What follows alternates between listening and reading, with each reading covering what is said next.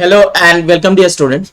Here I have come up again with yet another chapter of class 10 social science. The name of the chapter is money and banking.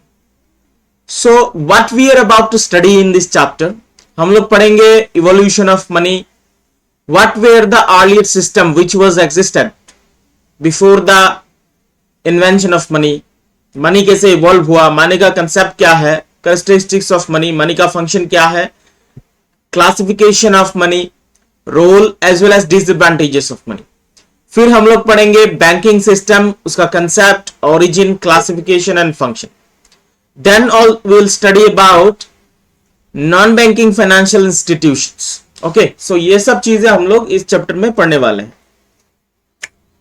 Every time when you spend money you are actually casting a vote for the kind of world you want. ये कहा था एना लेपे ने. इसका मतलब जब भी आप पैसा खर्च करते हो आप एक ऐसे दुनिया के लिए वोट कर रहे हो जिस दुनिया को आप लोग एक्चुअली चाहते हो. मतलब जब भी हम पैसा खर्च करते हैं इन वन वे और द अदर इकोनॉमी डेवलप होता है, इकोनॉमिक सिस्टम में पैसा सर्कुलेट होता है जिससे डेवलपमेंट आती है, जिससे चेंज आता है. ठीक है. So before evolution of money क्या प्रेवलेंट था? ठीक है, क्या प्रेवलेंट था इस चीज को हम लोग एक एग्जाम्पल के तहत समझते हैं. ठीक है. असम में एक जगह है जिसका नाम है जागीरोड. आप लोगों को पता है जहां पर क्या था, एक पेपर मिल था. अभी रिसेंटली यहीं पर असम गवर्नमेंट ने 27,000 करोड़ का सेमीकंडक्टर प्लांट लगाया. वहीं से 3 किलोमीटर की दूरी पर, ठीक है, जागीरोड से 3 किलोमीटर की दूरी पर एक जगह है जिसका नाम है जॉनबिल. यहां पर हर साल एक मेला लगता है. कब लगता है?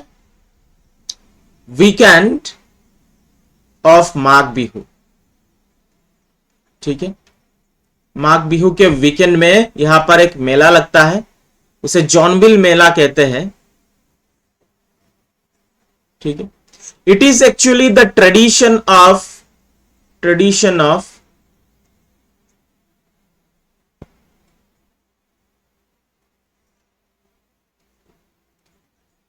Tiwa community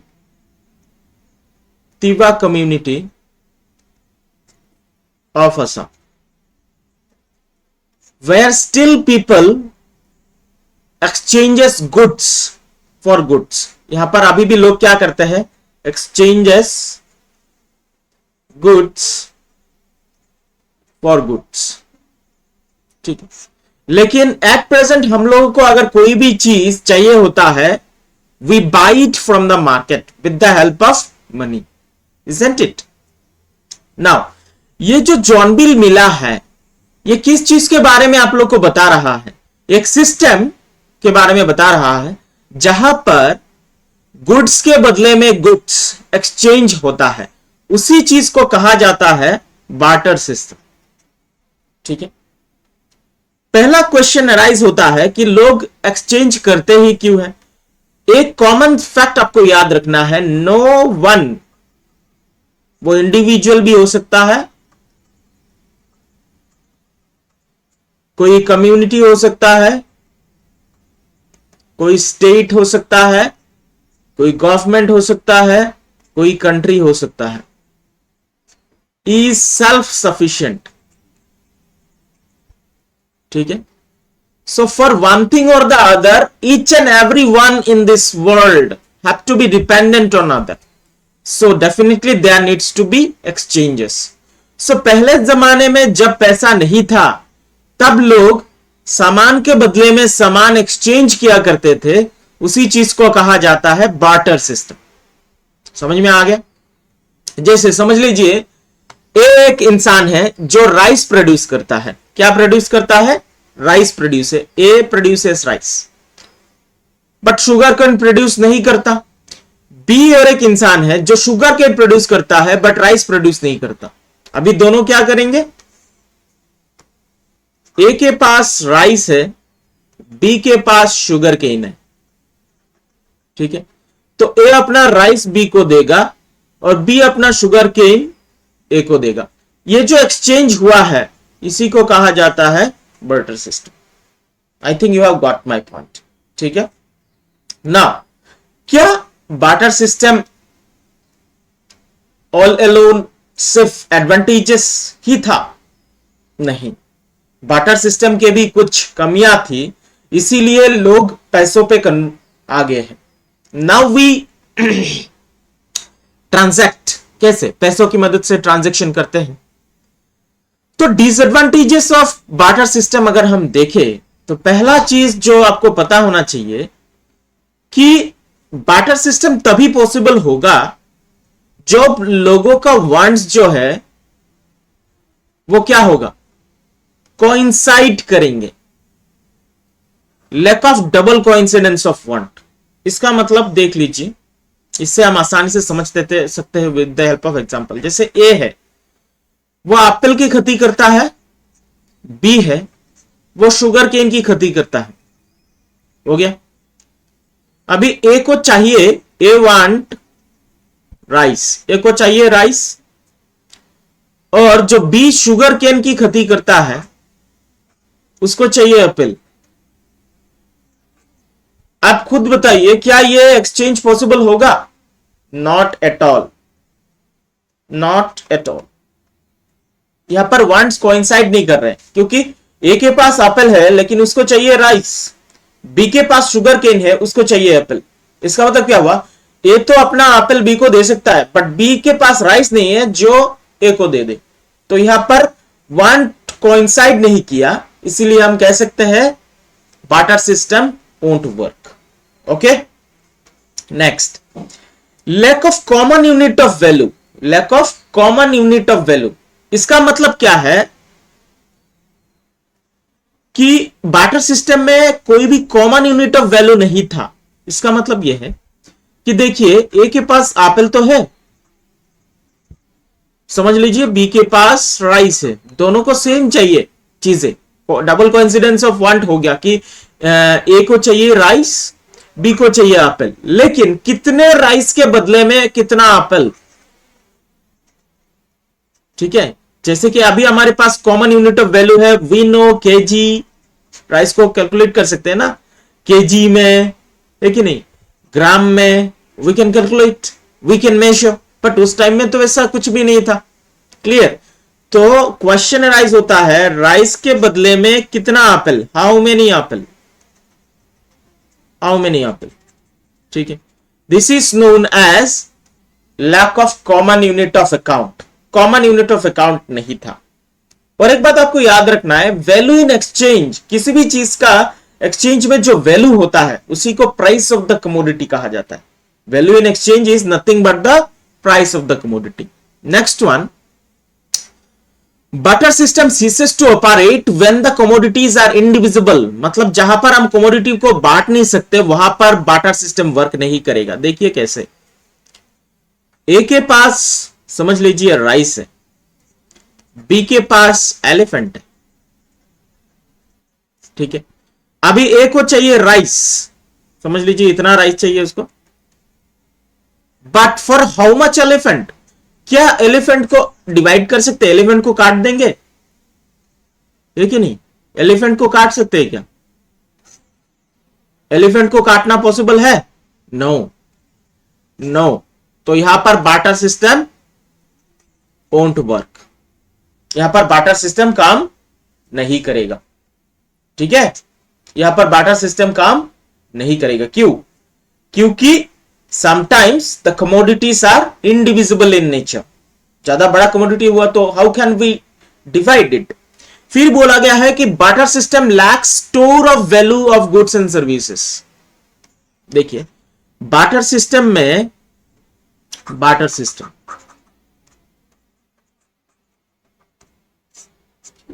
क्या होता था, गुड्स एक्सचेंज होता था, सामान का अदला बदली एक्सचेंज होता था। क्लियर है?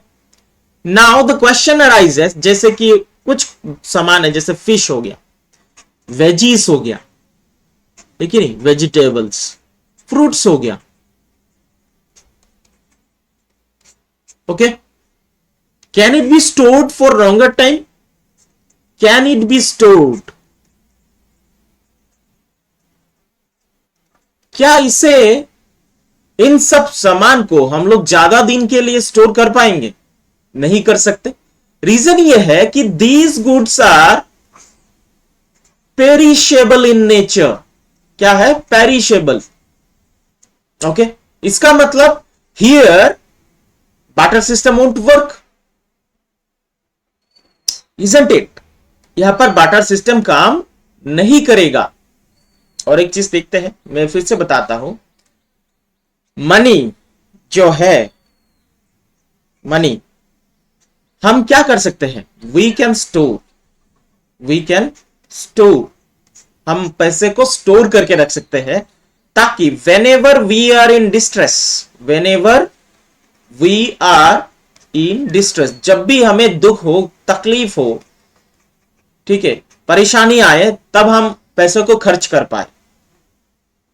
तो money is having store of value, whereas in barter system where goods are exchanged, if the goods are in perishable nature, that cannot be stored for longer period of time.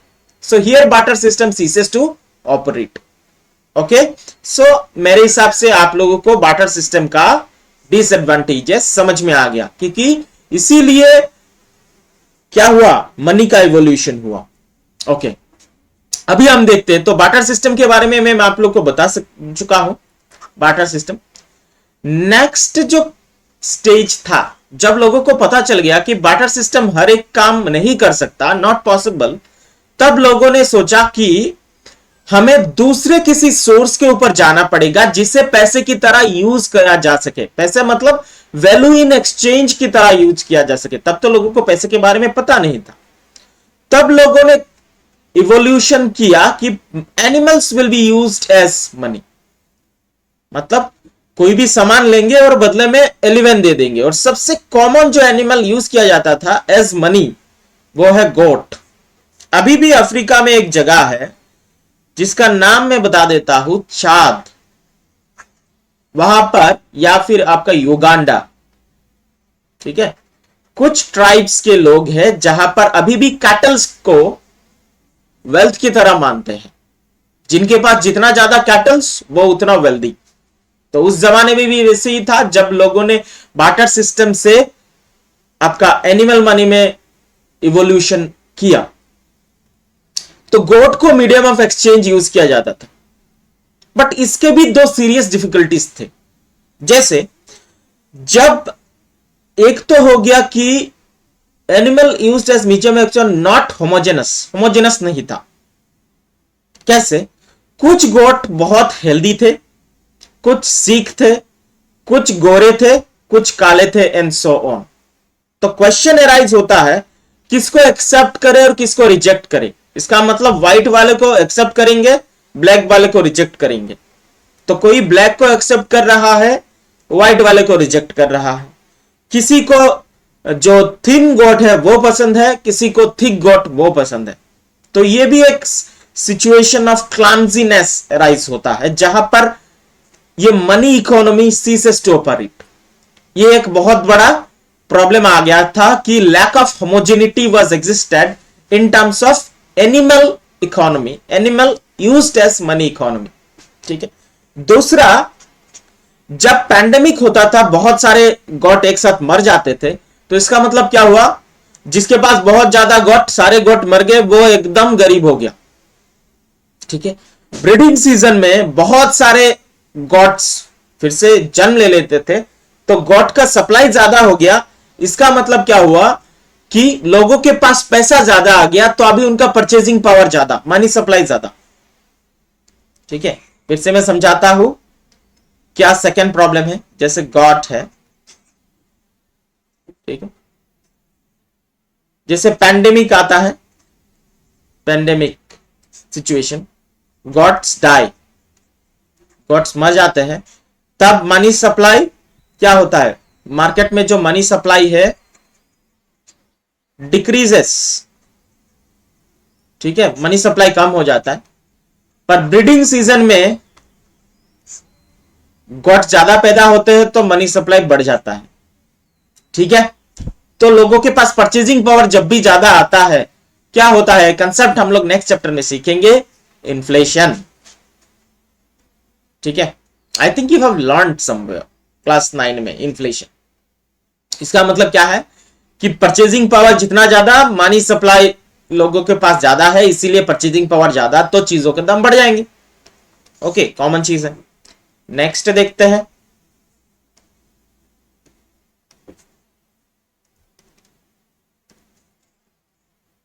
Okay,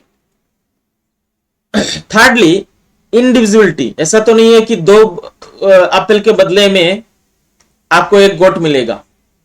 तो animal standard में individuality का एक problem था। फिर evolution होता है, animal से लोग इवोल्यूशन कर लेते हैं कि मेटलिक स्टैंडर्ड, मेटल को यूज करने लगे मनी की तरह। सो पहले जो मेटल यूज होता था मनी की तरह, गोल्ड एंड सिल्वर, ठीक है, वो बहुत वैल्यूएबल मेटल था, इसीलिए उसे एक्सेप्ट किया जाने लगा as a medium of exchange. लेकिन इसका भी प्रॉब्लम है। प्रॉब्लम यह है, पहला, कि जो वैल्यू इन एक्सचेंज आ रहा है या जा रहा है, it became actually difficult to ascertain जो गोल्ड दिया गया है वो फेक तो नहीं है, क्या वो सही है, रियल गोल्ड है कि नहीं, रियल सिल्वर है कि नहीं। दूसरा, it become unsafe to carry metals from one place to another. डकैती का बहुत बड़ा प्रॉब्लम था, थीफ, चोरी कर लेते थे लोग। ठीक है, तो ये मेटलिक स्टेज का प्रॉब्लम था। फिर लोग आए मेटल स्टेज से कॉइनेज में, फोर्थ कॉइनेज में gold and silver coins mint किया जाता था गोल्ड एंड सिल्वर बार से। ठीक है, बट प्रॉब्लम यह होने लगा, इनइलास्टिक सप्लाई ऑफ मेटल, मतलब मेटल जब ज्यादा सप्लाई होता तो कॉइन्स बहुत ज्यादा आते, और सप्लाई मेटल का कम हो जाता, metal definitely need to be extracted from the nature, और मेटल का सप्लाई कम तो कॉइनेज का सप्लाई कम, मनी सप्लाई कम। ओके, और एक प्रॉब्लम था कि trade in commerce began to spread far and wide, तो became inconvenient to carry large amount of such coins from one place to another. जैसे हमारे जो भारत में, भारत से बेबीलोन, मेसोपोटामिया, यूरोप, उसके बाद आपका अफ्रीका, इन सब जगहों के साथ क्या ट्रेड होने लगा, तो एक जगह से इतने दूर मेटल के जो करेंसी है उनको कैरी करना बहुत डिफिकल्ट होता था।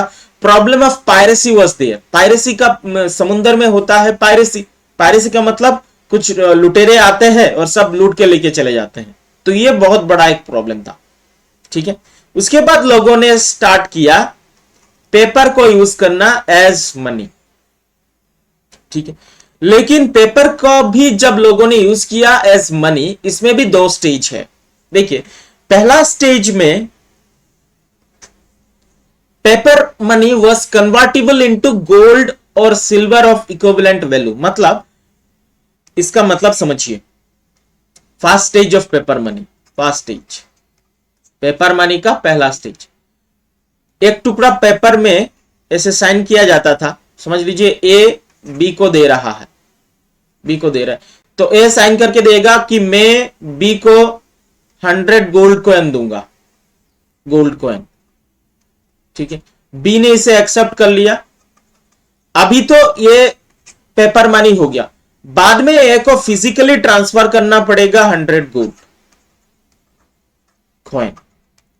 ठीक है, इसी को कहा जाता था कन्वर्टिबल, इसी को कहा जाता था कन्वर्टिबल मनी या representative paper money.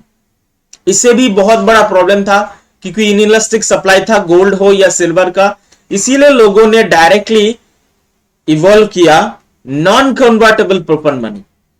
It was no longer a claim. फिर नॉन कन्वर्टेबल पेपर मनी जब आया, it was no longer a claim against gold और सिल्वर। फिर ये गोल्ड और सिल्वर के अगेंस्ट में क्लेम रहा नहीं। This paper money is convertible और नॉन रिप्रेजेंटेटिव पेपर मनी जो अभी हम लोग यूज करते हैं। ठीक है, आपको ये मान के चलना है कि चेक बहुत जगह पर यूज किया जाता है in the developing countries as well as developed countries as money, but though check do not have the general acceptability, इसीलिए हम इसको मनी तो नहीं कह पाएंगे। ठीक है, उसी तरीके से आप मान सकते हो कि क्रेडिट एंड डेबिट कार्ड्स दो अभी बहुत ज्यादा यूज किया जाता है, बट हर एक जगह यूज नहीं कर सकते, इसीलिए उसका मनी का इक्विवेलेंट वर्थ हम नहीं कह सकते। Clear? So evolution of money हमने पढ़ लिया है। ठीक है, नॉन कन्वर्टेबल जो अभी हम लोग यूज करते हैं, जैसे ये वाला 10 रुपए का नोट लिखा होता है, 10 रुपए का नोट, नीचे आरबीआई गवर्नर का एक साइन होता है, सिग्नेचर। आरबीआई गवर्नर एक सिग्नेचर करते हैं नीचे कि इधर लिखा होता है मैं धारक को यह वादा करता हूं कि 10 रुपए दिया जाएगा। It is actually representative money. ठीक है, इसमें और एक कंसेप्ट में नेक्स्ट स्लाइड में बता रहा हूं आप लोगों को। ये जो पैसा है 10 रुपए, इसका दो चीज है। ये जो 10 लिखा हुआ है उसे इसका कहा जाता है फेस वैल्यू। ठीक है, बट ये जो कागज का टुकड़ा है इसका जो वैल्यू होगा उसे कहा जाता है इंट्रिंसिक वैल्यू। क्या कहा जाता है? Intrinsic value. Okay,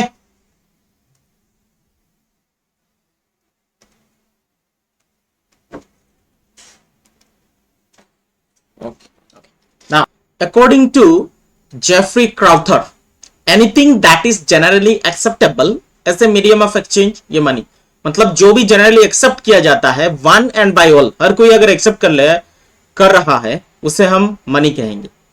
and it is backed by law of the land, अगर किसी भी देश का कानून इसे बैक कर रहा है कि ये पैसा है, then it is money.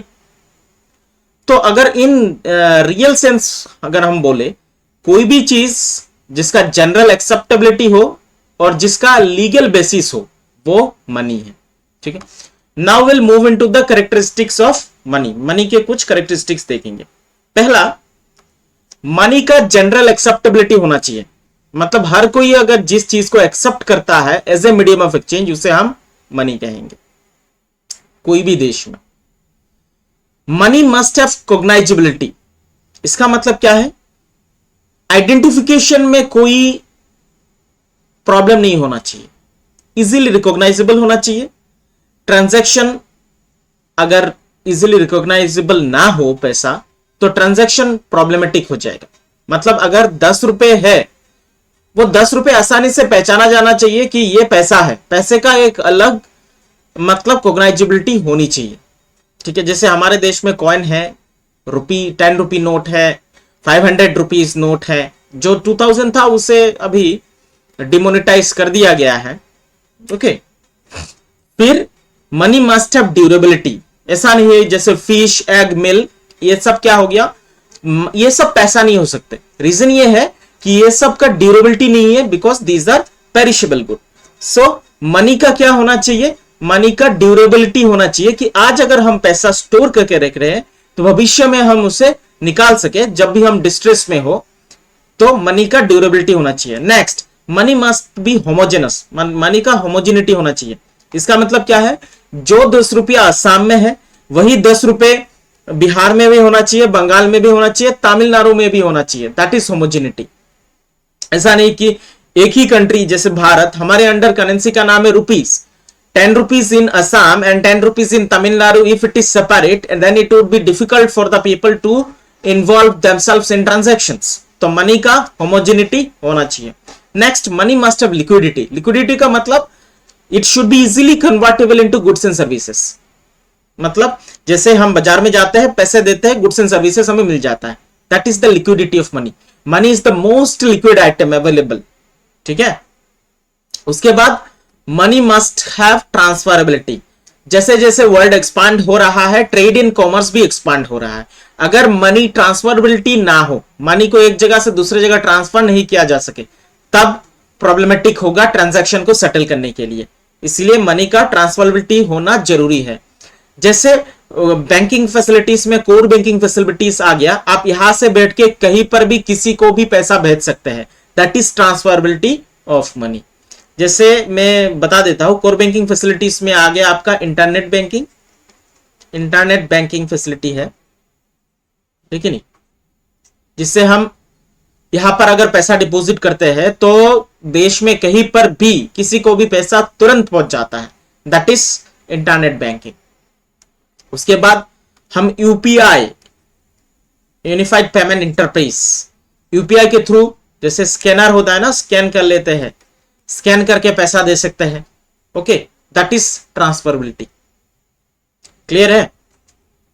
Okay, moving ahead.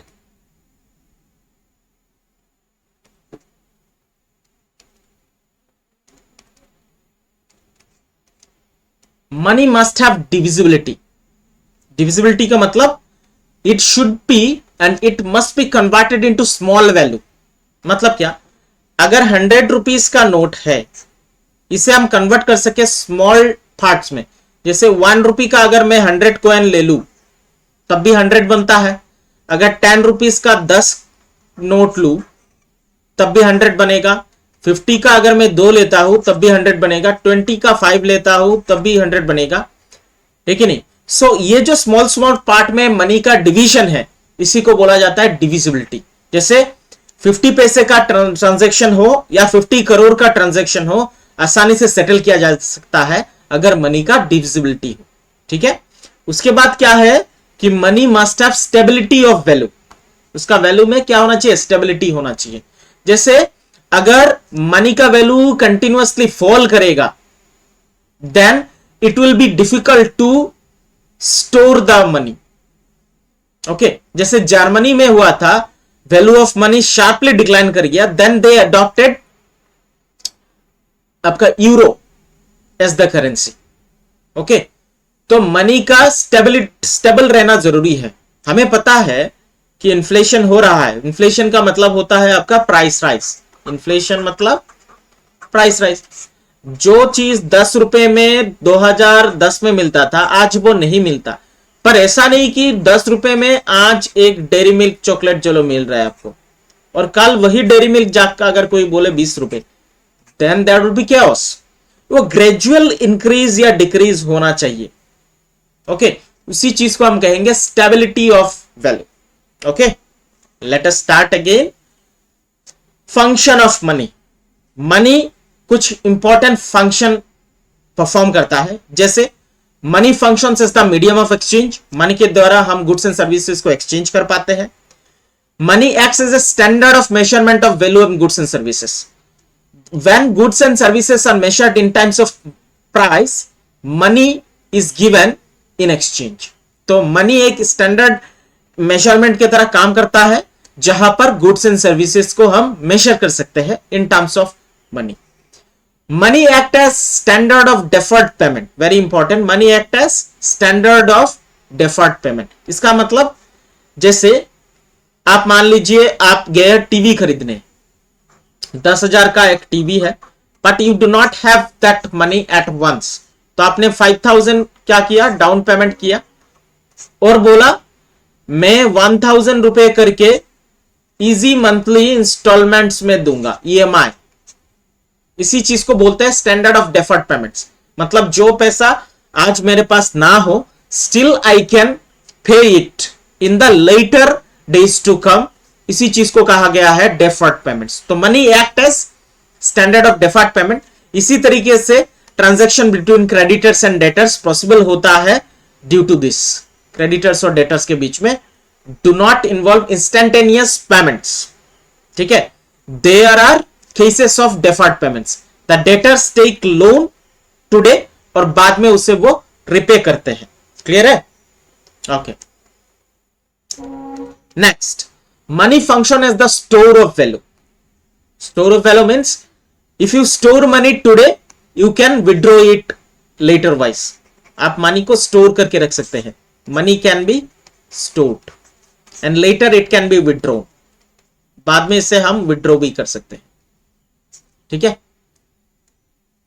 that is the important function of money। Moving ahead, अभी कुछ इंपॉर्टेंट चीजें धीरे धीरे हम लोग पढ़ेंगे. Now will talk about types या फिर क्लासिफिकेशन या काइंड्स ऑफ मनी. कितने तरीके का मनी होता है. देखिए नॉर्मली अगर ब्रॉडर सेंस में देखें तो मनी दो तरीके का होता है. एक है मनी अकाउंट या money proper. Okay, money of account जिसका हम हिसाब रखते हैं एक एब्स्ट्रैक्ट आइडिया है जो हमेशा चेंज होता रहता है. एंड मनी प्रॉपर ये भी चेंज होता है but time to time change होता है. Okay, money of account do not change. Money of account change नहीं होता, ठीक है, but money proper changes from time to time. Clear. जैसे आप मान के चलिए the seat of prime minister in India, prime minister का जो सीट है इसे कहेंगे मनी ऑफ अकाउंट. ओके, और जो इंसान प्राइम मिनिस्टर बनते हैं जैसे अभी नरेंद्र मोदी है वो हो गया मनी प्रॉपर. मतलब money of account do not change but money proper changes from time to time. Okay, समझ में आ गया मनी प्रॉपर और मनी अकाउंट क्या होता है. आप एग्जांपल लेके चल सकते हैं. 1000 रुपए का नोट जो 2016 में डिमोनेटाइज कर दिया गया था. 500 रुपीज का नोट डिमोनेटाइज कर दिया गया था. लेकिन जो 500 वैल्यू है ये तो 500 रुपए का नोट आज भी है कि नहीं. ईस्ट इंडिया कंपनी के टाइम में जो पैसा चलता था क्या आज वो चलता है? नहीं चलता. But the value still remains. ये जो 500 है ये है मनी ऑफ अकाउंट जो हम, ठीक है, और जो उसका बनावट है, शेप है, साइज है, इसे बोलेंगे मनी प्रॉपर. जो टाइम टू टाइम चेंज होता रहता है but money of account does not undergo change. Okay, so एक एक करके हम लोग डिफरेंट टाइप्स ऑफ मनी पढ़ते हैं.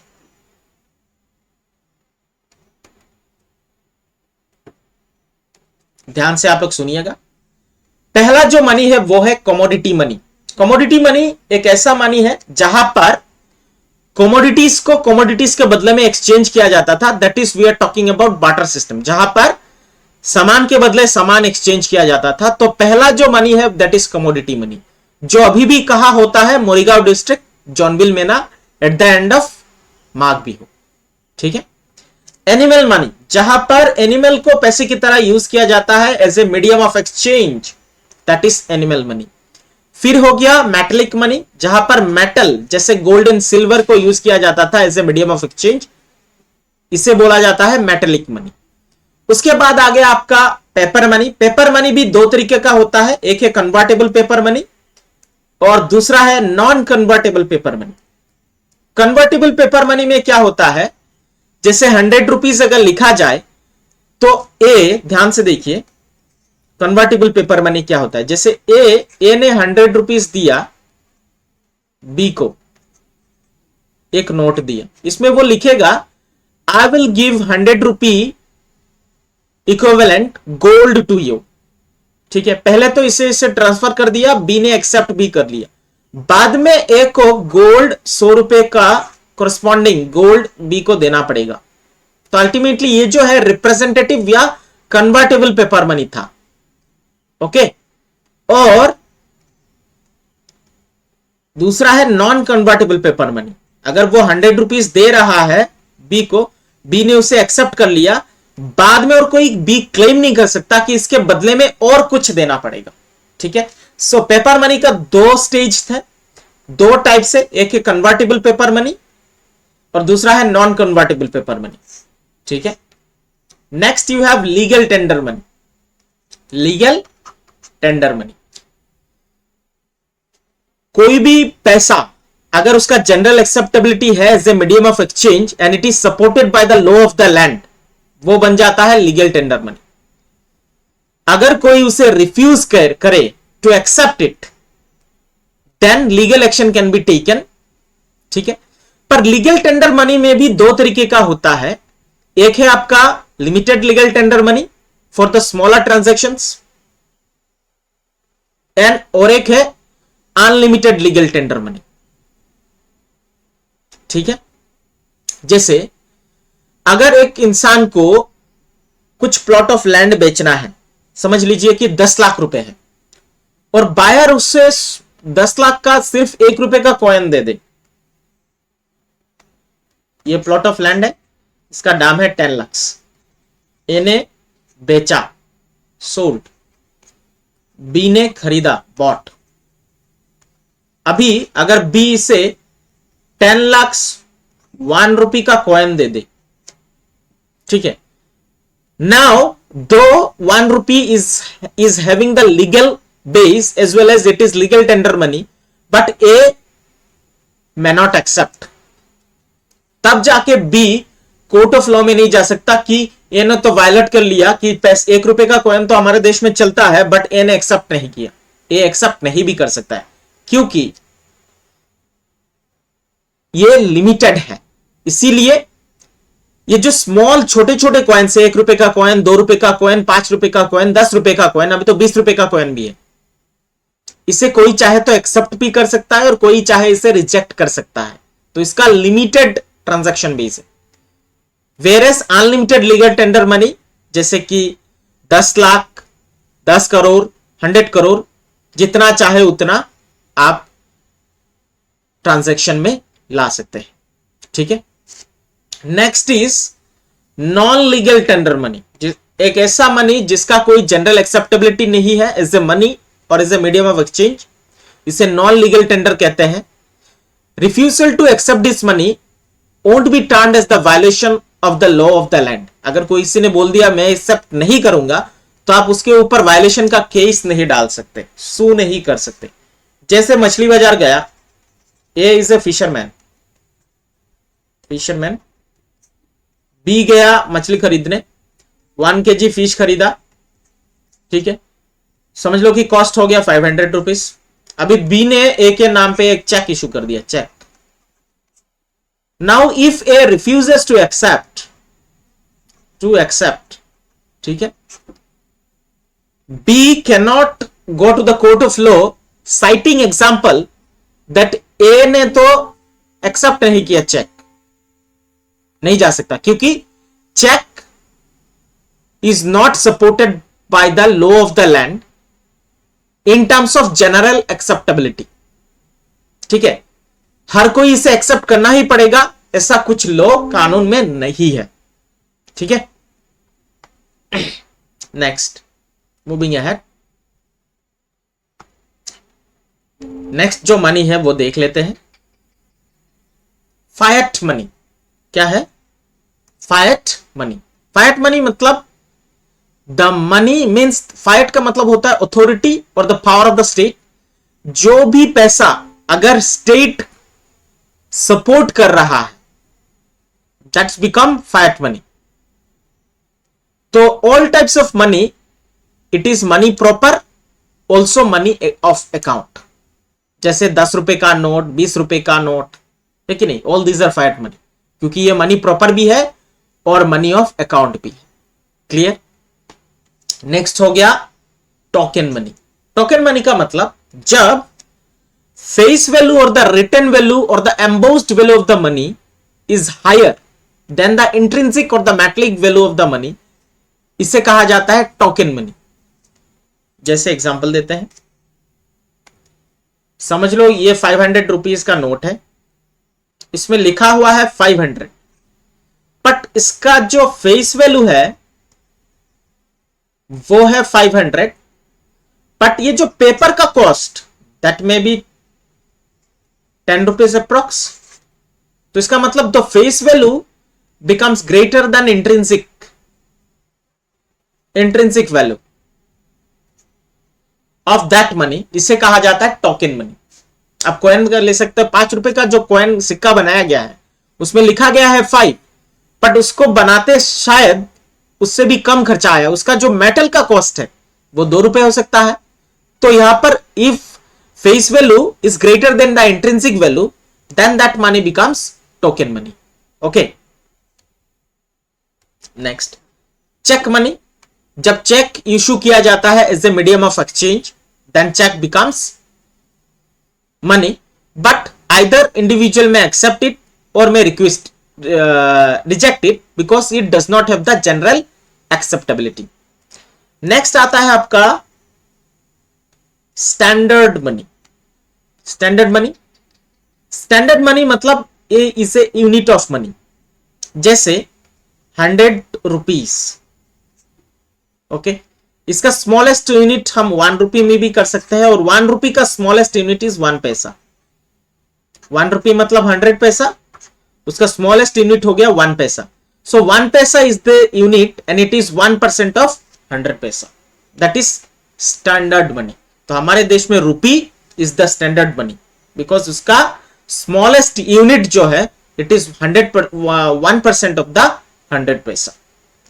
Hot money, money that goes out of the country in the face of socio-economic disorder and uncertainty in the country, इसे कहा जाता है हॉट मनी. मतलब जो पैसा हमारे देश से बाहर जाता है अगर सोशियो इकोनॉमिक डिसऑर्डर आया, जैसे पेंडेमिक का सिचुएशन आया था, उस टाइम में बहुत सारा पैसा हमने एस्ट्राजेनिका वहां से कुछ फॉर्मूलाज वगैरह लिए जिससे हम लोगों ने वैक्सीन वगैरह बनाए. तो जब भी एक्स्ट्राऑर्डिनरी सोशियो इकोनॉमिक डिसऑर्डर आता है, अनसर्टेनिटी आता है, इसके वजह से अगर पैसा आपका देश का पैसा बाहर जा रहा है, ठीक है, उसी को कहेंगे hot money. Now will talk about dear money. Dear money का मतलब होता है, ये एक सेंट्रल बैंक का एक्शन है. एग्जांपल अगर हम दे, इंडिया सेंट्रल बैंक कौन सा है? Reserve Bank of India. उसने अपना रेट ऑफ इंटरेस्ट बढ़ा दिया ताकि बैंक्स कम से कम आरबीआई से लोन ले पाए. जब बैंक कम से कम लोन लेंगे तब वो भी अपना रेट ऑफ इंटरेस्ट बढ़ा देंगे, लोग भी कम से कम लोन ले पाएंगे. इसके वजह से मनी सप्लाई मार्केट में कम आएगा, लोगों के पास परचेजिंग पावर कम होगा, तब जाके उस पैसे को कहा जाएगा डियर मनी पॉलिसी. मैं फिर से आपको समझाता हूं, क्लियर कर देता हूं. देखिए, एसबीआई आप मान के चलते हैं, एसबीआई होता है एक commercial bank. Will study letter. SBI है कॉमर्शियल बैंक. एसबीआई को अगर पैसे की जरूरत होता है वो जाता है आरबीआई के पास. तो आरबीआई क्या है? Central bank. ठीक है, आरबीआई ने क्या किया, अपना जो रेट ऑफ इंटरेस्ट है उसको इंक्रीज कर दिया. आरबीआई ने अपना रेट ऑफ इंटरेस्ट बढ़ा दिया, तब क्या कर सकता है? एसबीआई विल बोरो लेस, कम बोरो कर पाएगा. तो एसबीआई जब कम बोरो कर पाएगा तब यह भी अपना इंटरेस्ट जो है it will also raise it interest. अपना इंटरेस्ट रेट क्या करेगा? इंक्रीज करेगा. जब इंटरेस्ट रेट इंक्रीज करेगा, पीपल विल बोरो लेस,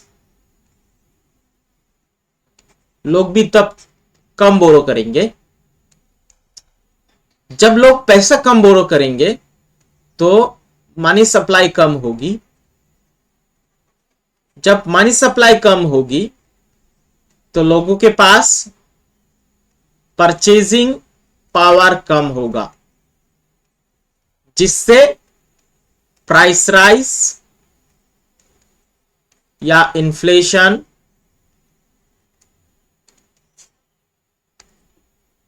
भी कम होगा.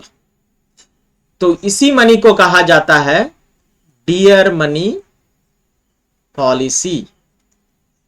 ठीक है, उसी चीज का अगर हम उल्टा सोच लें, जब सेंट्रल बैंक अपना इंटरेस्ट कम कर देगा तो जो कमर्शियल बैंक्स है वो ज्यादा से ज्यादा लोन लेंगे. इसी तरीके से वो भी अपना इंटरेस्ट रेट कम करेंगे तो लोगों को ज्यादा से ज्यादा पैसा मिलेगा. नाउ ये जो पैसा है इट बिकम चीपर, इसीलिए इसे कहा जाता है इजी मनी या चीप मनी. ठीक है, नाउ ब्लैक मनी, वो पैसा जिसका ब्लैक, जब इकोनॉमिक ऑफेंस, कोई भी इकोनॉमिक ऑफेंस करके अगर पैसे को जनरेट किया जाता है उसे ब्लैक मनी बोलते हैं. जिस पैसे का कोई हिसाब नहीं है या टैक्स इवेशन, टैक्स की चोरी करके जो पैसा अर्न किया गया है उसे हम लोग कहेंगे ब्लैक मनी. ठीक है, high power money, high power money, out of the total money supply in the country, that part which is under direct control of the country's central bank, इसे बोलते हैं high power money. By means of this money, central bank can increase or decrease money supply in the country. याद रखिए हमारे देश में central bank है RBI, जितने भी करेंसी नोट है वो इशू करती है एक्सेप्ट 1 रुपी का कॉइन. 1 रुपी का जो कॉइन है वो गवर्नमेंट इशू करता है, और जितने भी currency notes and coins, currency notes और कॉइन्स सब आरबीआई इशू करते हैं. ठीक है, तो ये सारे हो गया high power money. All these are high power money. ठीक है, okay. Now will talk about role of money. Role of money में देखे, मनी की वजह से एक्सचेंज इजीली हो पाता है. उसने बार्टर सिस्टम के डिफिकल्टी को पूरी तरीके से खत्म ही कर दिया है. प्राइस सिस्टम एक इंपॉर्टेंट कैरेक्टरिस्टिक्स होता है मार्केट का. तो price system totally dependent on the demand and supply, और price system demand and supply के ऊपर डिपेंडेंट इसीलिए हो पा रहा है क्योंकि money is there. Even a system where administrative decisions of the government determine the price of the output of commodities and services, not their demand and supply. The value of output in that system is expressed in that terms of money. मतलब जहां पर commodities या services का जो price है वो government determine करते हैं, डिमांड और सप्लाई नहीं. यहां पर भी उनका जो वैल्यू है मनी के टर्म्स में ही एक्सप्रेस किया जाता है. ठीक है, नेक्स्ट कुछ ड्रॉबैक्स भी है मनी के, वो देख लेते हैं. मनी के कुछ ड्रॉबैक्स अगर हम देखें, पहला, money lakhs stability of value. ये बहुत बड़ा प्रॉब्लम है. Money lakhs stability of value क्योंकि प्राइस राइज हो रहा है, इन्फ्लेशन हो रहा है. जो चीज आज 10 रुपए में मिल रहा है 2 साल बाद शायद वो 10 रुपए में ना मिले, वो शायद 15 रुपए में मिले. मैं खुद एक एग्जांपल बताऊं, डेयरी मिल्क चॉकलेट का ही ले लेता है. ठीक है, पहले 10 रुपए में ये वाला बार था, अभी 10 रुपए में ये वाला हो चुका है. प्राइस तो सेम रहा, प्राइस रिमेन सेम, पर लोगों को लगता है प्राइस तो इसमें कमाई नहीं या प्राइस बढ़ा नहीं. बट एक्चुअली ध्यान से देखो, पहले कितना था, इतने मिलता था, अभी इतना ही मिल रहा है 10 रुपए में. ठीक है, इसी चीज को एक टर्म दिया गया है इकोनॉमिक्स में, इसका नाम है श्रिंकफ्लेशन. मतलब लोगों को पता नहीं चलेगा लेकिन इन्फ्लेशन हो रहा है, श्रिंकफ्लेशन. ठीक है, मतलब चीजों का दाम नहीं बढ़ाया जा रहा है पर चीजों का साइज में कटौती की जा रही है, कमाया जा रहा है. तो मनी का सबसे बड़ा जो ड्रॉबैक हम मानेंगे, it's lakhs stability of value. आज का 10 रुपया कल का 10 रुपए का बराबर नहीं होगा. 10 साल पहले जो 10 रुपए का वैल्यू था आज वो नहीं है, इसलिए मनी का वैल्यू धीरे धीरे घटता रहता है, कम होता रहता है. नेक्स्ट, मनी में be used as a instrument for economic concentration of power and wealth. हाँ, मनी डिस्पेरिटी या डिस्क्रिमिनेशन भी क्रिएट करता है समाज में, सोसाइटी में. जिसके पास जितना ज्यादा पैसा उसके पास उतना ही ज्यादा पावर, स्ट्रेंथ सब शो होता है. जिसके पास पावर कम उसे हम लोग पुअर, गरीब बोलते हैं. पावर जिसके पास या मनी जिसके पास जितना ज्यादा, फैसिलिटीज उसको इतने ही ज्यादा मिलता है, उसके पास आगे बढ़ने का भी मौका उतना ही ज्यादा है. ठीक है,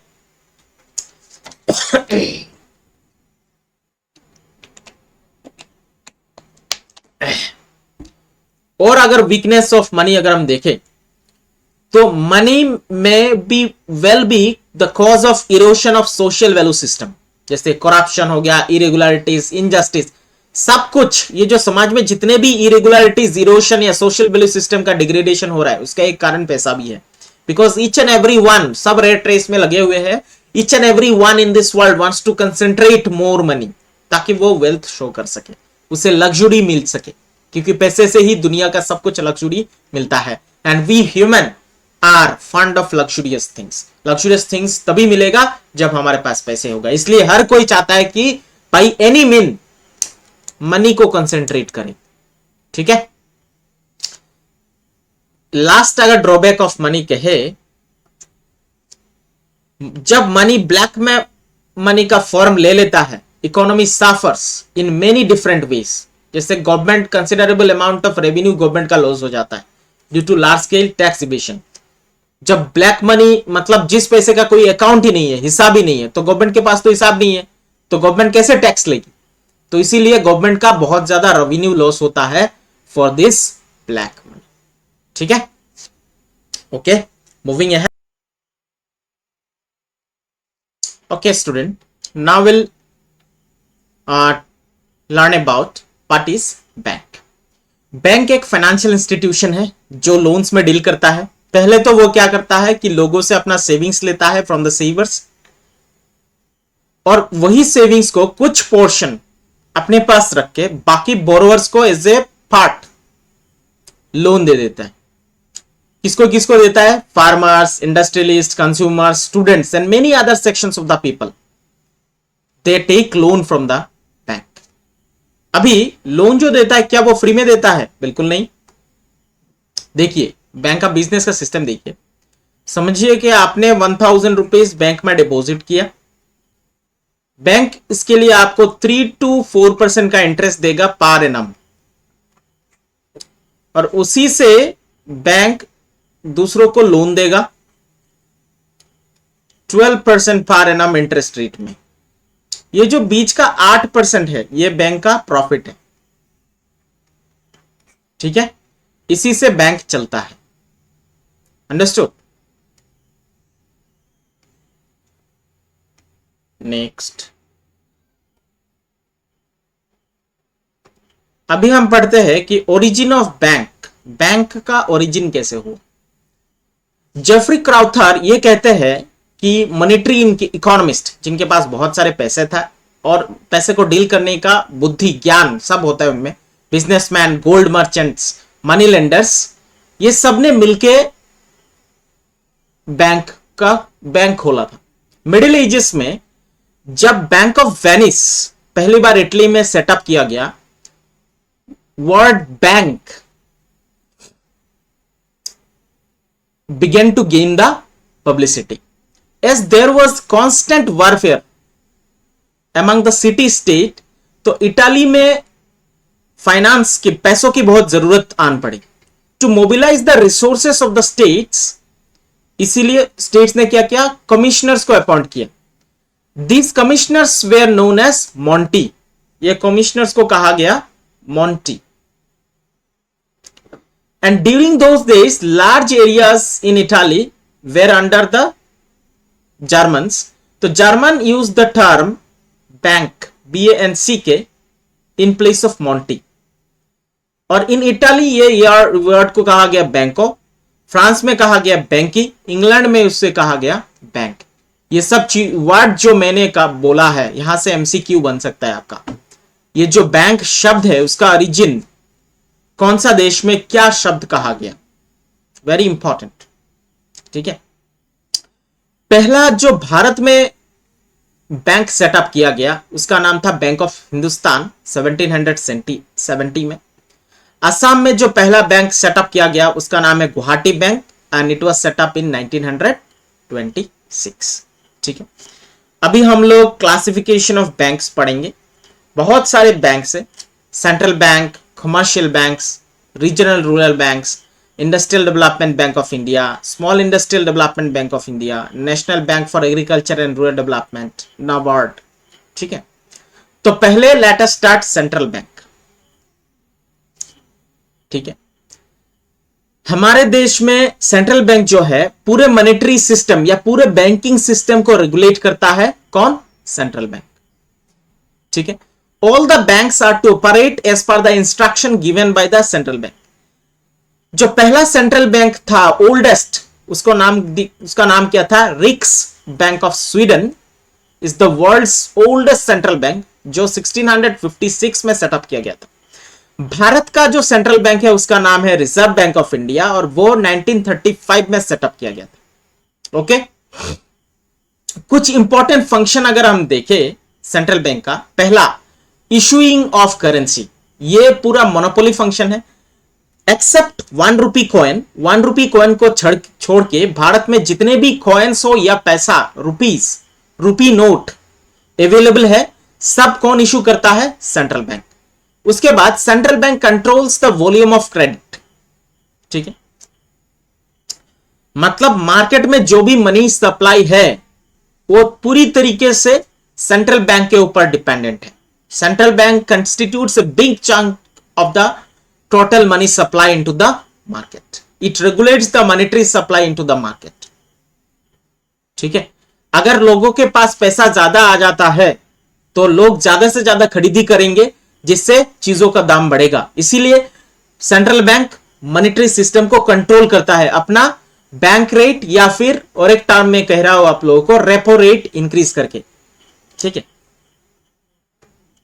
ये सब क्लास 11 12 में आप लोग, 12 में ज्यादातर आप लोग अच्छे से सीख पाएंगे। अगर आप कॉमर्स लेते हो या फिर आर्ट्स भी लेते हो तो आपको इकोनॉमिक्स सब्जेक्ट मिल जाएगा, जिससे आप जान सकते हैं। Central bank is also regarded as the bankers bank. मतलब जब भी we the human beings, individuals को अगर पैसों की जरूरत पड़े या फिर अपने पैसे अगर कहीं पर डिपॉजिट करना हो, वो जाता है कमर्शियल बैंक। और कमर्शियल बैंक को अगर पैसों की जरूरत पड़े या अपना पैसा डिपॉजिट करना हो, तब वो जाता है सेंट्रल बैंक। ठीक है, सेंट्रल बैंक जो हमारा गवर्नमेंट है उसका फाइनेंसर, एडवाइजर और एजेंट टू द गवर्नमेंट। ठीक है, देखिए ध्यान से सुनिए, जब भी हमारे देश में फाइनेंशियल क्राइसिस आएगी तब सेंट्रल बैंक गवर्नमेंट को हेल्प करता है as an adviser and as well as an agent to the government. उसके बाद गवर्नमेंट का जो डेफिसिट होता है, मैं समझाता हूं आपको। जैसे हर साल बजट में क्या किया जाता है, टोटल रेवेन्यू पिछले साल का और टोटल एक्सपेंडिचर को कंपेयर किया जाता है। Expenditure, now if the total expenditure जो है, if it is greater then total revenue, तो होता है डेफिसिट। ठीक है, and if total revenue is greater then total expenditure, तब होता है सरप्लस। ओके, बट इतना बड़ा कंट्री को मैनेज करने के लिए डेफिनेटली हमारा जो कंट्री है वो डेफिसिट में ही है। बट गवर्नमेंट अगर डेफिसिट में होता है, it doesn't mean that government insolvent हो गया, नहीं। गवर्नमेंट का रेवेन्यू आएगा, उस डेफिसिट को वो पूरा करता रहेगा। बट ये जो डेफिनिट फाइनेंसिंग है, deficit financing, how it is met, deficit financing को मैट करने के लिए गवर्नमेंट जाती है कहां पर? सेंट्रल बैंक के पास, मतलब आरबीआई के पास, और जितने का डेफिसिट हुआ है आरबीआई इतने रुपीस का करेंसी नोट इशू कर देती है। करेंसी नोट इशू, इसी तरीके से डेफिसिट फाइनेंसिंग को मीट किया जाता है। ठीक है, उसके बाद बैंक ऑफर्स खुद सजेशन देता है, जैसे income policy, tax policy, trade policy, कैसे रियलिस्टिक मोर इफेक्टिव वे में इंप्लीमेंट कर सकते हैं गवर्नमेंट। ये सब सजेशन कहां से आता है? सेंट्रल बैंक से आता है। फिर हमारे देश में जो भी फॉरेन एक्सचेंजेस आता है, फॉरेन एक्सचेंज का मतलब हो गया आपका foreign currency. Foreign currency, Bharat कैसे 5th लार्जेस्ट इकोनॉमी बन गया? क्योंकि भारत के पास लगभग 600 बिलियन अप्रॉक्स है का फॉरेन करेंसी है। तो जिस कंट्री के पास जितने ज्यादा फॉरेन करेंसी, मतलब जो सबसे ज्यादा हार्ड करेंसी है, उसके पास जितना ज्यादा, उस कंट्री को उतना ही डेवलप माना जाता है। ठीक है,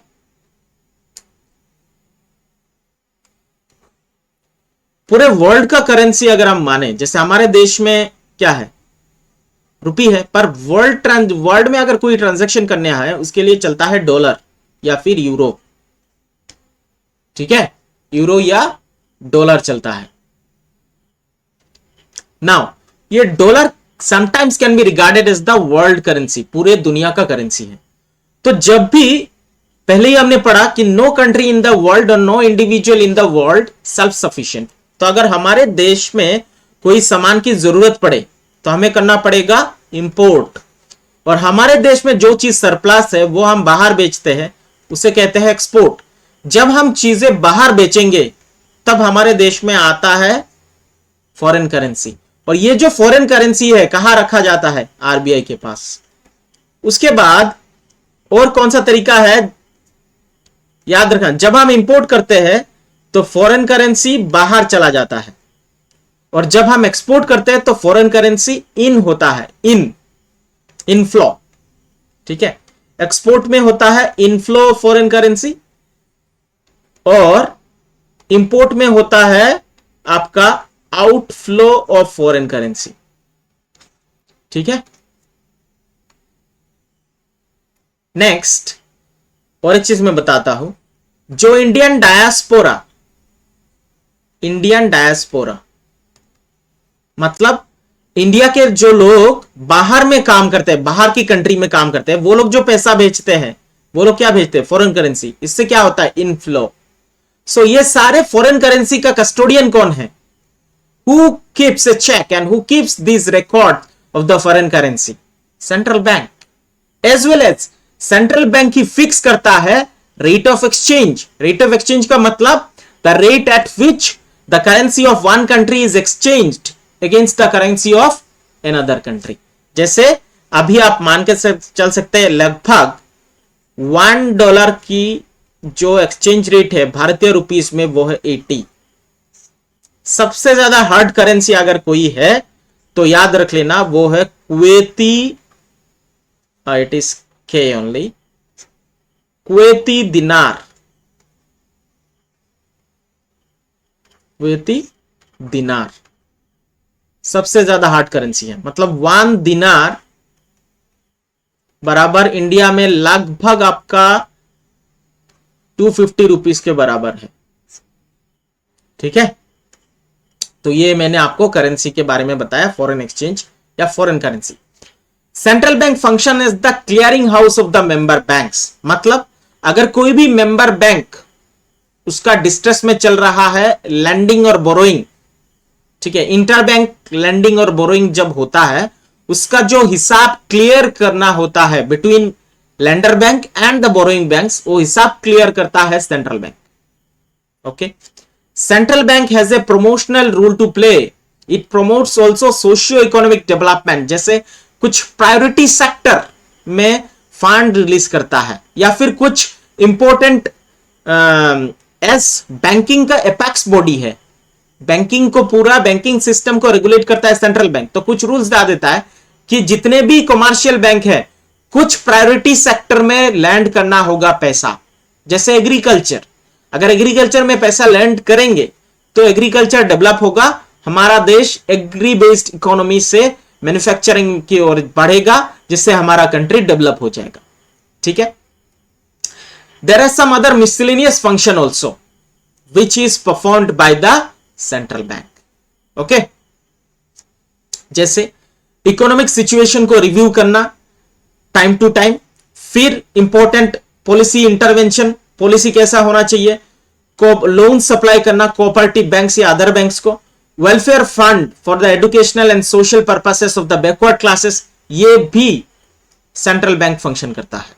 okay, so I think it is clear.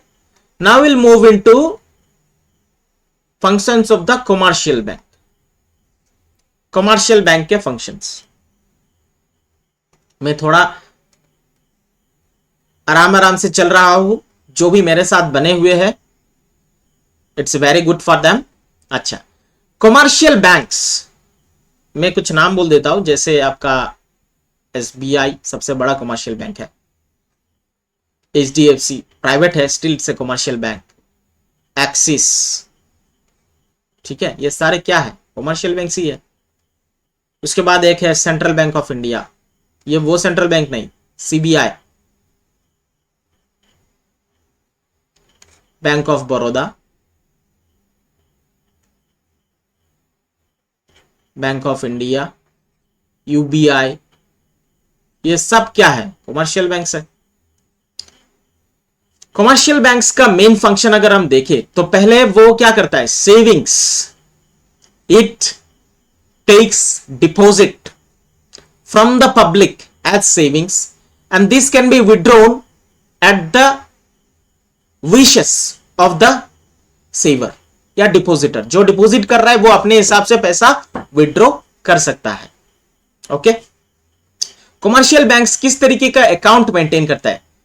Current account, जिसे करंट डिपॉजिट भी बोलते हैं, या सेविंग अकाउंट, या फिर फिक्स्ड डिपॉजिट या टर्म डिपॉजिट। ओके, कुछ इंपॉर्टेंट डेटा देखते हैं। 2011 सेंसस के हिसाब से, 2001 सेंसस के हिसाब से सिर्फ 36% लोगों के पास अपना खुद का बैंक अकाउंट है। 2011 के हिसाब से 59% लोगों के पास अपना खुद का बैंक अकाउंट है। लेकिन एक चीज तो आपको मानना ही पड़ेगा, 2014 के बाद जब लाया गया जैम ट्रिनिटी, लोगों के पास अपना खुद का बैंक अकाउंट बढ़ चुका है। आजकल लोगों के पास कम से कम 85% अप्रॉक्स है लोगों के पास अपना बैंक अकाउंट है।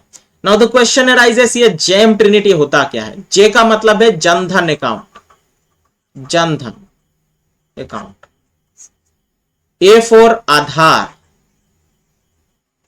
और एम फॉर मोबाइल। तो जब ये ट्रिनिटी आया, इससे लोगों का फायदा भी हुआ, डायरेक्ट बेनिफिट ट्रांसफर होने लगे उनके अकाउंट में, और बहुत सारे बैंक अकाउंट खोलने लगे।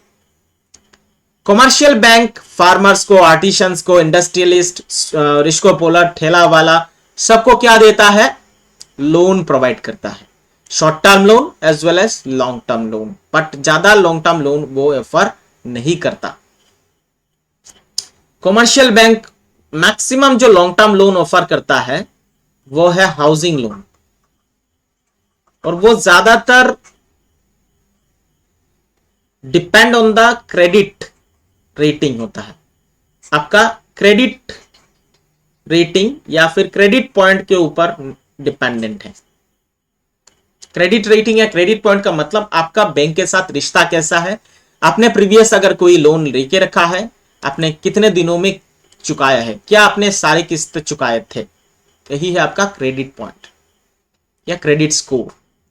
Commercial bank as a wholes create credit money, मतलब on the basis of the primary और passive deposit the bank create derivative और एक्टिव डिपॉजिट क्रिएट कर देता है। Saving deposited with the bank by a saver is the passive deposit, और it is passive because it is the saver who takes the first step.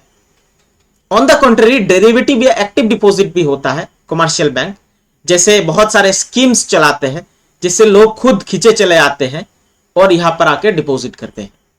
Okay,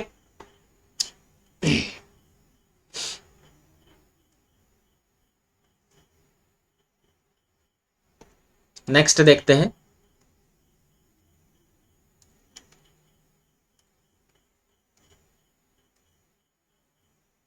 उसके बाद जैसे कैसे bank credit creation करते हैं या मनी क्रिएशन करता है, वो थोड़ा हम लोग समझते हैं। समझ लो कि एक इंसान है, उसने 1000 रुपीज बैंक में डिपॉजिट किया, तो बैंक का कुछ रूल है, उसको एसएलआर और सीआरआर रखना होता है। सीआरआर मतलब कैश रिजर्व रेशियो। आप उसको अपने खुद के पास कुछ पैसा डिपॉजिट का रखना पड़ता है। जैसे हम मान के चलते हैं 10%, मतलब 100 रुपए उसे रखना पड़ेगा अपने पास, ताकि व्हेन द डिपॉजिटर डिमांड्स वो अपना पैसा विड्रॉ कर पाए। उसके बाद कुछ पैसा ये कमर्शियल बैंक मैंडेटोरीली आरबीआई के पास रखना होता है, इसे बोलते हैं स्टैट्यूटरी लिक्विडिटी रेशियो। जैसे हम मान के चलते हैं 10%, और 100 रुपए उसने आरबीआई के पास डिपॉजिट कराया। क्यों? ताकि अगर इंसॉल्वेंसी का सिचुएशन आए तो आरबीआई उसे हेल्प कर पाए। ओके, बाकी रह गया 800 रुपए, 800। ये 800 वो लोन दे देगा, चलो बी को लोन दे दिया। अभी बी सेम पैसा खर्चा जा किया सी के पास दिया, सी फिर से बैंक में आया वही 800 रुपए लेके। सो इन दैट वे ये पैसा सर्कुलेट होता रहता है, और उसी कंसेप्ट को कहा जाता है मनी मल्टीप्लायर। ठीक है, उसके बाद कमर्शियल बैंक और एक इंपॉर्टेंट फैसिलिटी प्रोवाइड करता है जिसका नाम है लॉकर फैसिलिटी। हमारे पास बहुत सारे ऐसे इंपॉर्टेंट या वैल्यूएबल मेटल्स होते हैं, वैल्यूएबल ऑर्नामेंट्स होते हैं, जैसे गोल्ड, डायमंड्स। उसके बाद इंपॉर्टेंट डॉक्यूमेंट्स होते हैं that for the security purpose we can deposit in the locker of bank. उसके लिए हमें कुछ फीस देना पड़ता है, तो ये लॉकर फैसिलिटी भी प्रोवाइड करता है कमर्शियल बैंक। ओके, अभी हम लोग जिस बैंक के बारे में बात करेंगे उसका नाम है industrial development bank of India, जो 1964 में एस्टैब्लिश हुआ। उसका प्राइमरीली दो इंपॉर्टेंट फंक्शन है, कुछ देख लेते हैं। पहला, फाइनेंशियल असिस्टेंस प्रोवाइड करना इंडस्ट्रीज को, मतलब इंडस्ट्रीज को लोन देना, या फिर उन इंस्टीट्यूशन को लोन प्रोवाइड करना जो रिलेटेड है इंडस्ट्रीज डेवलपमेंट में। यह बैंक डायरेक्ट या इनडायरेक्ट लोन प्रोवाइड करता है state finance corporation, commercial banks, industrial development corporation, मतलब जो भी इंडस्ट्रीज के लोन देंगे ये सबको ये बैंक लोन ऑफर करती है। It also offers industrial loan concessional rate में, बैकवर्ड रीजन में जो इंडस्ट्रीज है उनको भी लोन प्रोवाइड करता है। आईडीबीआई इनिशिएटिव लेता है ताकि लोगों में एंटरप्रेन्योरशिप डेवलप हो सके, इसीलिए वो लोन प्रोवाइड करता रहता है। ओके, नेक्स्ट आ गया रीजनल रूरल बैंक, आरआरबीज, जो 1975 में पहली बार सेटअप हुआ था। इस बैंक का मेन फंक्शन अगर हम देखें तो लो रेट ऑफ इंटरेस्ट में विलेजर्स को क्या देना, लोन प्रोवाइड करना, ताकि they can be saved from the clutches of the money lenders who actually charge high rate of interest. जो जैसे आपने पुराने फिल्म अगर आप लोगों ने देखा है तो उधर एक होता है ठाकुर जो गांव के लोगों को अपना पैसा देता है, जिनके बदले में वो जब वो लोग अपना पैसा चुका नहीं पाते तो ठाकुर उनका जमीन हड़प लेता है। तो इस तरीके का सिचुएशन से लोगों को प्रोटेक्शन देने के लिए आरआरबी का सेटअप हुआ, जो गांव में at very minimal rate of interest loan provide कराता है।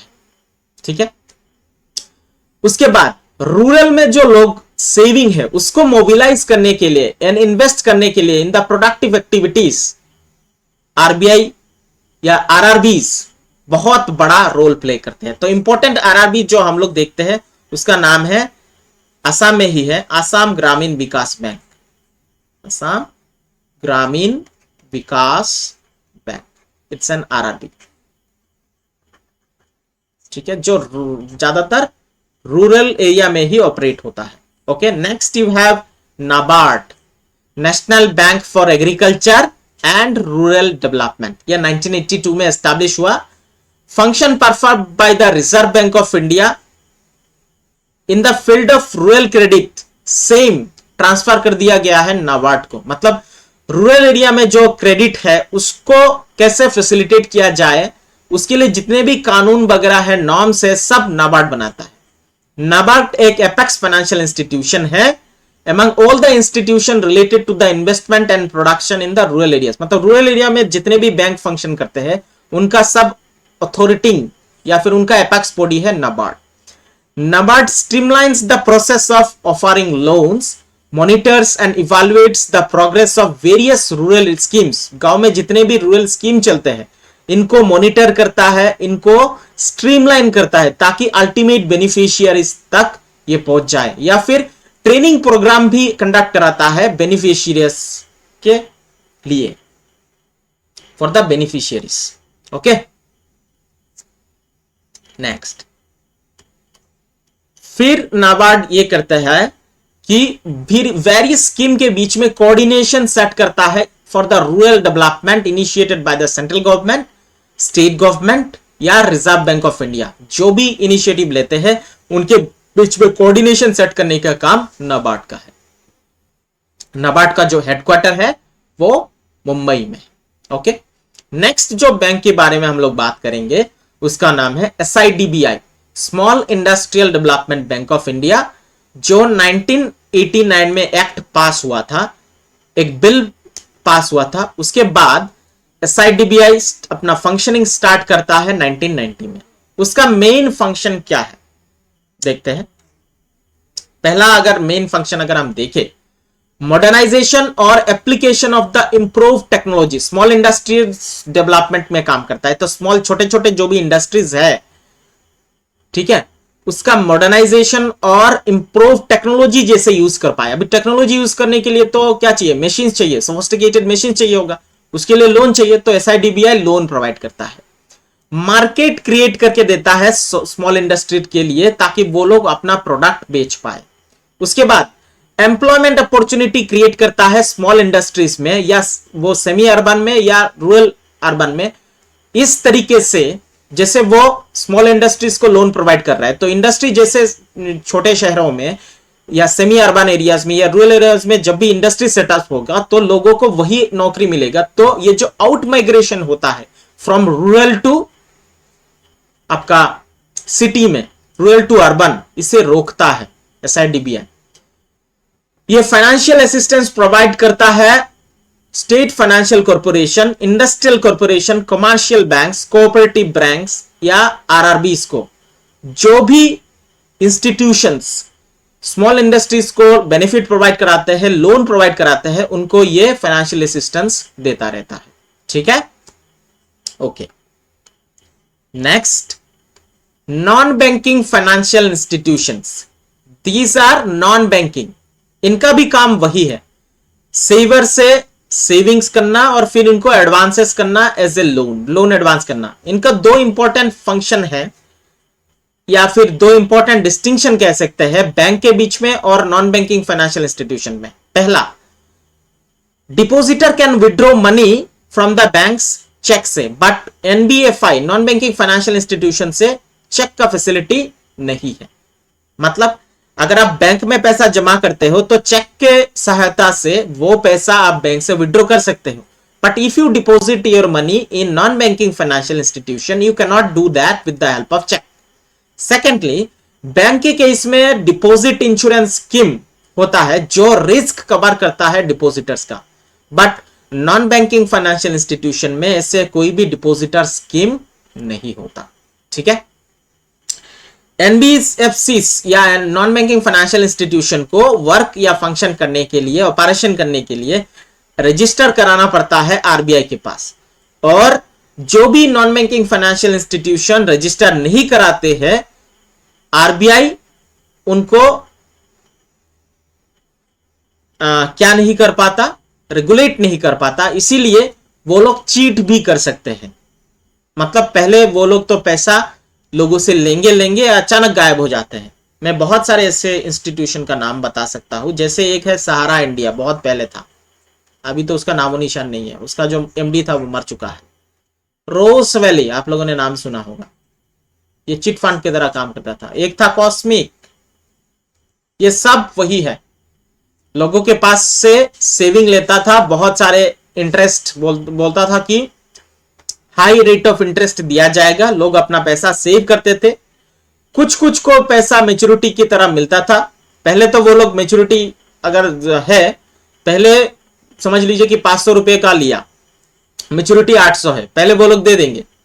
बाद में जैसे ही लोगों को लालच आई कि 500 के बाद 3 महीने में तो हमें 800 मिल रहा है, 300 रुपए का फायदा, लोगों ने ज्यादा से ज्यादा पैसा डिपॉजिट कराया। अचानक ऑफिस भी नहीं है, सब पूरा गायब हो जाता है। RBI के पास आप कंप्लेन नहीं कर सकते हो, क्योंकि दिए जो नॉन बैंकिंग फाइनेंशियल इंस्टीट्यूशन है वो RBI के पास रजिस्टर्ड ही नहीं थे।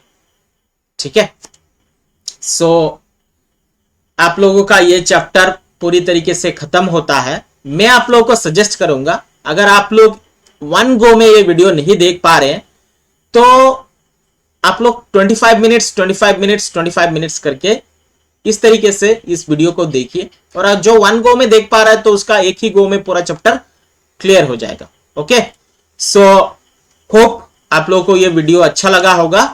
Thank you all, thank you for the discussion, good bye.